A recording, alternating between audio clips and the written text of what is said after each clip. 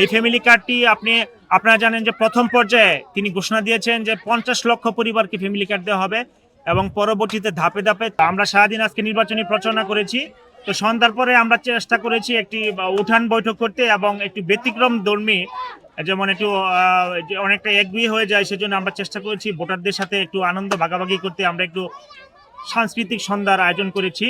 সেখানে একজন শিল্পী বিভিন্ন দলীয় গান বা দানি শিশুর পক্ষে বিভিন্ন যে প্রচারণার গানগুলি আছে সেগুলি গাচ্ছেন এবং ভোটারদের মধ্যে আমরা ব্যাপক উৎসাহ উদ্দীপনা এবং আগ্রহ লক্ষ্য করা যায়। আপনারা জানেন যে কিছুদিন আগে আমাদের নেতা জনাব তারেক রহমান, যিনি ঢাকা 17 আসনে বিএনপির প্রার্থী হয়েছেন, তিনি কিন্তু কোরাইল বস্তির এই যে টিএনটি মাঠে একটি বিশাল বড় জনসমাবেশ করেছেন। সেখানে তিনি ঘোষণা দিয়েছিলেন যে আগামীতে তিনি নির্বাচিত হলে এই কোরাইল বস্তিকে আধুনিকায়ন করা হবে, সেখানে বহুতল ভবন নির্মাণ করা হবে এবং প্রত্যেককে ফ্ল্যাট দেওয়া হবে। এখানে আইন শৃঙ্খলার যে অবনতি পরিস্থিতি আছে সেটা কিন্তু দূর করা হবে এবং আইন শৃঙ্খলার পরিস্থিতি নিয়ন্ত্রণ করা হবে, স্বাভাবিক করা হবে এবং মাদক সমস্যা দূর করা হবে এবং যাবতীয় যত সমস্যা আছে স্বাস্থ্যসেবা বা ওই যে বিভিন্ন অসুখ বিসুখ বা আপনার কমিউনিটি ক্লিনিক, এগুলির ব্যবস্থা করা হবে।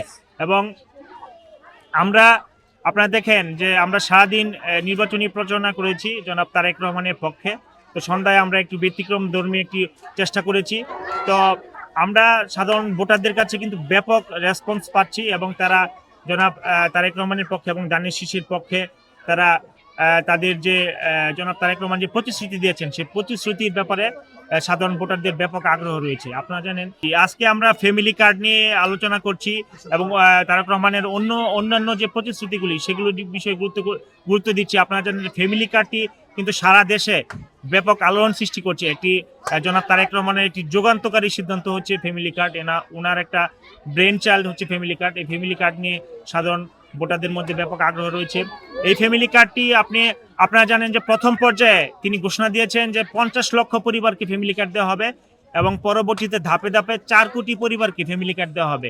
এই ফ্যামিলি কার্ড যদি একটা পরিবার পায়, বিশেষ করে পরিবারের যে নারী যারা আছেন, গৃহিণী মা যারা আছেন, তাদেরকে ফ্যামিলি কার্ড দেওয়া হবে এবং ফ্যামিলি কার্ডের মাধ্যমে তারা কিন্তু সহজেই স্বাবলম্বী হতে পারবে। আর্থিক যে সমস্যাগুলি আছে সেই সমস্যাগুলো দূর করতে পারবে, কারণ ফ্যামিলি কার্ডের মাধ্যমে কিন্তু প্রত্যেক মাসে একজন গৃহিণী বা একজন পরিবারের একজন মা নারী সদস্য তিনি 2 থেকে 2,500 টাকা পাবেন। তো 2 থেকে 2,500 টাকা দিয়ে একটি পরিবার মোটামুটি তার জীবনযাত্রার মান, খাদ্য বস্ত্র বাসস্থান মোটামুটি ব্যয় নির্বাহ করতে পারবেন।